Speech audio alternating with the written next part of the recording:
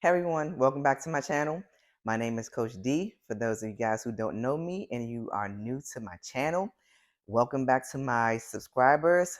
Before I forget, please hit that like button, that notification button, so you know when I come back with more knowledge, more videos, more tips, more tricks, more whatever, and share with someone who you think might find this valuable. Now, today we're going to dive into the topic that so many women ask me about. It is about how to grow those glutes. Now, I know there's a lot of confusion out there about whether you should be doing more cardio or strength training in order to build lean muscle, specifically to build lean muscle in the glute area. Spoiler alert, you should be using strength training to grow your glutes. Cardio is for cardiovascular health and to burn calories. But if you want to put on some mean size in that booty area, you have to focus on strength training. So today we're going to be breaking down why strength training is important over cardio. We're going to discuss 4 exercises that I feel help to really strengthen and maximize glute growth. And stay to the end because I'm going to give you a bonus and tell you how to eat in order to maximize your glute growth. So let's get right into it. So why strength training over cardio? Well, you want to build lean muscle, right? Cardio is not for building muscle.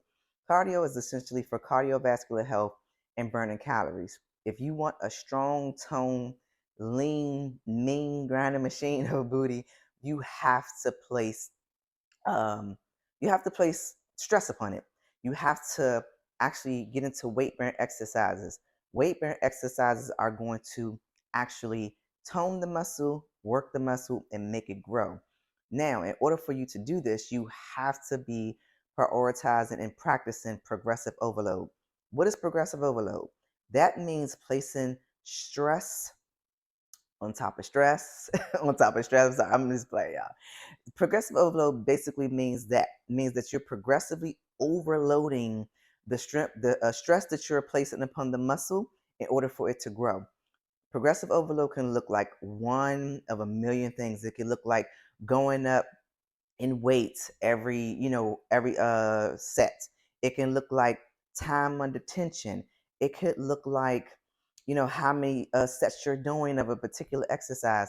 Progressive overload just basically means that you are putting more and more stress on the muscle as time progresses. Building muscle requires that you lift weights and you really challenge the muscles, which is in turn going to force them to grow. The more muscle that you put on, the more that you're going to see a rounded, sculpted, toned booty. Now, if you're doing too much cardio, you run the risk of burning off muscle because over time, cardio breaks down muscle. That's just what it is. Cardio, like I said, is for cardiovascular health and to burn calories. But if you're focusing on all cardio or mostly cardio and not doing any weight bearing exercises or prioritizing weight bearing exercise, you're never going to see the growth in your glutes like you want to. So make sure that you are practicing weight bearing exercises and really, really challenging your muscles as time progresses. So now we're going to go into my top 4 exercises that help you with maximum glute growth, all right? So the first one being the hip thrust. The hip thrust is one of those essential exercises that's going to help you to really, really put on some size in the booty area, okay? Now, the hip thrust it targets the whole glute muscle. It's going to target the minimus, the maximus, and the medius, okay? That is 3 portions. But if you guys didn't know, our glutes are made up of 3 different muscles, the maximus, minimus, and medius. The hip thrust targets, with proper form, all 3 of those muscles to create that rounded out look that we all are searching for, right? It'll help the booty to sit up more. It'll help the booty to sit out like a shelf.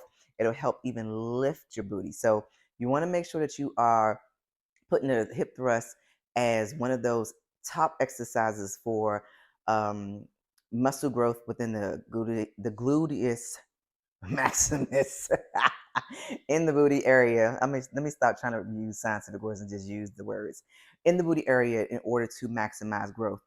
And the reason why this is one of the most effective exercises because scientists and science studies have shown that any type of thrusting movement will help the the booty area to grow. It's just scientifically proven. So if you want to maximize your workout, make sure that you are focusing on thrust. Thrust can come in many different ways. I suggest you start out with a barbell hip thrust. Barbell hip thrust, no, I'm sorry, let's take that back. I suggest that you start with a dumbbell hip thrust. That is going to be where you place a regular dumbbell on the pelvic area, and I'll back up so you guys can see this. A regular dumbbell on the pelvic area, and you're going to thrust, okay? You're going to be on the floor, you're going to thrust, all right? You're going to thrust. And I will also link a video here that will show you, me doing some of those thrusts with the dumbbell so you guys can know. But like I said, make sure that know what the proper form is, but make sure that you guys include a hip thrust into your regimen. Next up, we have the squat. We all know that the squat is the big daddy of the lower body exercise, right? This is a staple in the fitness industry. It not only targets your quads, which is your thighs, your front part of your legs, but it also targets the hamstrings, which is the back of your legs, and the booty area. Okay, so you want to make sure that you are incorporating the squat within your regimen, right? And with the squat, you want to make sure that you're pushing through your heels. Most people do not push through their heels, and it causes them to not feel the activation or not to even activate the muscles, period, that they're targeting. And it also can create back pain. It also can create, joint pain, knee pain. It can create all kind of pain when you are doing your squat incorrectly. So you want to make sure, back up again so you guys can see me. You are shoulder width apart and that you're keeping that back straight. Squat down, push through the heels, push back up, right? But I'll take you through these exercises. I'll literally take you through these exercises. I'm actually about to go do a leg workout so you guys will be able to see these exercises in great detail. But the Big Daddy squat, please make sure that that is in your regimen for maximum glute growth. And with the squat, I'm going to always recommend that you do the barbell squat, right? Regular squats are good when you're beginning, you're starting out, and you just want to, get your quads activated. Heck, you can use it as a body weighted squat as a warm up for your leg day. But you want to incorporate weights. You want to incorporate the barbell squat. And if you're not comfortable with a loose barbell, go into a Smith machine, right? You'll have help. You'll be able to lock it so that way the machine's not falling on you, and you'll have better control.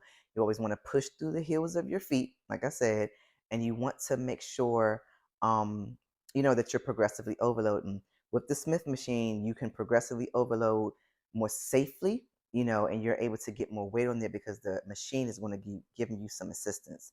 So make sure to include that squat into your day. Next on the list, we have the Barbell RDL or Romanian deadlift and the Sumo deadlift. These are very, very similar. They both target the posterior chain. They are great ways to target the hamstrings and glutes. When you have developed your hamstrings, you're always going to have a nice side effect of glute growth as well. So you always want to be making sure that you're incorporating exercises that target the hamstring. So these two exercises do that very well. They both target the posterior chain, which is going to be very, very essential for you to have maximum glute growth. I don't know why I'm having trouble saying that word today. Maximum glute growth. Okay, so you want to make sure that when you are doing this exercise that you are progressively overloading as well. When you progressively overloading, like I said in the beginning of the video, you are actually making the muscles work harder. You are forcing them to grow through a process of ripping and tearing and repairing. When you feel that soreness, you are going to know that your muscles are growing. So make sure that you guys are incorporating these two. Now, the difference between the two is the foot placement. The RDL, you're going to have your feet, more so hip width apart. The sumo deadlifts, you're going to have your feet wide stance with with your toes pointed out. But you'll see the difference in the video because I'm going to take you guys through these videos because this is a part of my workout for today. This is how I grow my quads. I mean, my legs, my booty, all of that. But when I'm focusing on booty, I am really focusing on these 4 exercises. Now, these are all considered compound movements. Compound movements allow for you to utilize more than one muscle group in the body, and it also allows you to progressively overload, guys. When I say progressive overload, I mean progressive overload. I mean, like you should be going up, especially on the legs, because legs, we are very, very strong, ladies, in our lower body. You should be going up 5, 10, 15, 20, 25 pounds every set, right? So say if you're starting off with a 25-pound plate on a squat, next try to go up 5 pounds more on your next set, then go up 10 pounds on your third set, and so forth. So as you get stronger, your the how much you can progressively overload or how much you can lift will actually go up. Just make sure you're keeping a record of what you're doing so that you can make sure that every 2 weeks that you're progressing at least 5 to 10 pounds, right? I would say, but if you want to take it slower, progressing every 2.5 to 5 pounds, right? Just make sure that you are doing some type of progressive overload. If you're getting stuck somewhere, it's because you're not doing something right or you're not pushing yourself. Mentally, you have to get into a space of pushing yourself if you want to see group growth. So now that you've learned how to actually work out for your nice tone booty, let's talk about how to eat for your nice tone voluptuous booty. Okay, so when you want to put on lean muscle mass, you always need to focus on eating a caloric surplus. Surplus is going to actually allow your muscles to grow because it is going to help you feed the muscles, okay? Your nutrition is just as important as the actual workouts are concerned. If you are going into the gym, putting in 3 or 4 days of exercise, progressively overloading, make sure you're taxing those muscles, but you're not eating enough to fuel those muscles, you are going to be in a world of disappointment because you're not going to see any progress.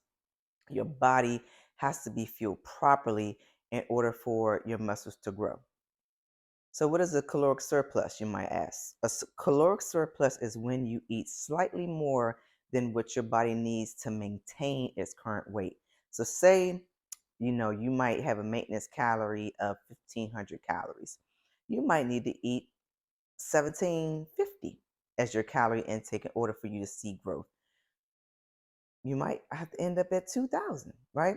I would say start out with eating 250 calories more than your recommended maintenance calories to, just test the water, see if you start to see some adaptation, see if you start to see some growth. And then from there, if you start feeling too hungry or if you start feeling weaker, your body might require more because it's adapting and it's becoming stronger. You're getting more muscle. Therefore, you need to feed that muscle, right? So make sure that you are incorporating things like, uh, not like, but make sure that you are incorporating protein. Protein, protein, protein. I cannot stress enough how important protein is going to be for muscle growth. You need to incorporate things like your lean fish, right? That's your it can be salmon too, but most people overdose on salmon. So I try to say things like sea bass, whitefish, haddock, cod, things like that. Your turkey, your chicken, even your beef. Make sure that it's lean as possible. The 93%, of course, is going to be more expensive, but hey, beef is very, very good is very, very, very great protein, but it's also great for building muscle. So you want to make sure that you're incorporating protein. Also, I would also say supplement protein powders, right? Because not we don't get enough protein in from our food. Most people can't eat the recommended amount of protein that they need within a day. So I recommend that you supplement with the protein powder, right? I have protein powder. So if you guys want grade A protein powder, please shop in my nutrition shop. The link will be in the description of this video. It's grade A. It is no whey protein. It's all natural, non-dairy, and it will get the job done. You don't need whey protein in order to grow muscle. That is a myth. Definitely a myth. So on top of that, so let's lean into, while we're talking about that, let's lean into some supplementation. Things like creatine, supplements like creatine, BCAA, all are going to help with growing muscles. Your BCAA is going to help with your muscle recovery. It's going to help for those muscles to repair properly once you rip them up after your good gym session, right? And then you're also going to have your creatine. The creatine is going to saturate your muscles with water, but it's going to also help you to develop and grow lean muscle. All right. So creatine is essential. A lot of women ask me about creatine, or it's all this crazy mess about creatine. Creatine is the most studied supplement out there, and it is highly recognized by scientists, doctors, nutritionists as one of those supplements that you need to incorporate in your diet if you want to build lean muscle, right? So make sure that you are prioritizing your nutrition just as much as you are prioritizing your um, weight bearing exercises. And when it comes to protein, I will leave you with this one last thought. When you hear a lot of people talk about 1 gram of protein per pound of body weight, that is real. And that's where most people struggle. They struggle to get that 1 gram of protein in per pound of body weight because it's a lot of food. Nutrition is dense, right? It is a very, very hard macronutrient for our body to digest. But that is the reason why you must prioritize it, because it turns the body into a fat burning machine. So not only is it helping your body to grow muscle, to feed muscle, but it's also helping the body to burn fat through digestion because it's so hard for the body to digest. Fats and carbohydrates, they shoot right through the digestive system because the body wants to utilize those for energy. So it's going to digest those faster, and it's not as dense as protein is. So you need to make sure that you are prioritizing protein to get that fat burn in, but also get that muscle growth. So there you have it. If you want to grow your glutes, strength training is where it's at. Focus less on cardio and more on putting stress on the muscles through weight bearing exercises. We talked about the weight bearing exercises that I feel will help you to grow your glutes, that I practice in my regimen monthly, weekly, my cycles, mesocycles and all that kind of things, which is trainer talk. But yes, you want to prioritize your squats, your hip thrusts, your RDLs, preferably with the barbell, and your sumo deadlifts, right? Those four right there, if you just focus on those with the, accessory workouts like your hamstring curls, maybe like your dumbbell RDLs, reverse lunges, things like that, you will see growth in your glutes and even in your hamstring area. You will see that shelf that you want to see, right? Also, we talked about nutrition, eating in a caloric surplus. Start out small and then increase your caloric intake as your body needs it, right? As your body starts to feel hungrier, as you might start feeling weaker, add more food into that. Now, it's not to say that you might not see the scale go up, but guess what? The scale might go up because you are adding in more muscle. Muscle is dense, muscle adds weight. Make sure that you are prioritizing keeping track of your progress, not only through the scale, but through pictures and through measurements, because those three things are going to really depict the changes and the adaptations that are happening to your body, not the scale. Some people get so discouraged by the scale because they see it go up, not even realizing that you are adding on lean muscle, and you stop because you say, "Oh, I'm gaining weight, nothing's working," but you fail to track your pictures and you fail to track your measurements, and you probably were on your way, but you got discouraged because you relied only on the scale. If you can, stay off the scale. I tell people to stay off the scale. I've used the scale, for progress pictures. And I don't do it every day. I don't do it every day. I might do it once a week, every 2 weeks. I use the way my clothes fit. I use the way my body looks. I would use the way my measurements are going to depict my progress. All right. And then you also, on top of that, want to make sure that you are really focusing on your healthy habits like your sleep, stress management, making sure that you are recovering properly, getting your massages, getting your um what's some other things, your red light therapies, making sure that you are stretching, making sure that you are foam rolling, so you're going to be putting a lot of stress on the body. Make sure that you are helping it to de-stress, right? Because once you put a lot of stress on the body and you're not recovering properly, you're not sleeping properly, you're not relaxing the body properly, it can make you prone to injury. Therefore, you're going to have to stop, and therefore you're going to get discouraged. So make sure that you are prioritizing form, recovery, sleep, all that good stuff on top of your exercise and your nutrition. All right. So if you guys found this helpful, if you want to see more videos like it, please like, share, subscribe. Share some things that you're doing to maximize your group growth in the comments. You never know, things that I haven't thought about, or it could be things that resonate more with people. Leave those in the comments. You never know who you might touch, who you might help. And I just hope you guys have an amazing day. Hope you found this helpful. If you start doing this, you start implementing this, come back to this video and let me know how it goes. All right. Till next time. Peace out.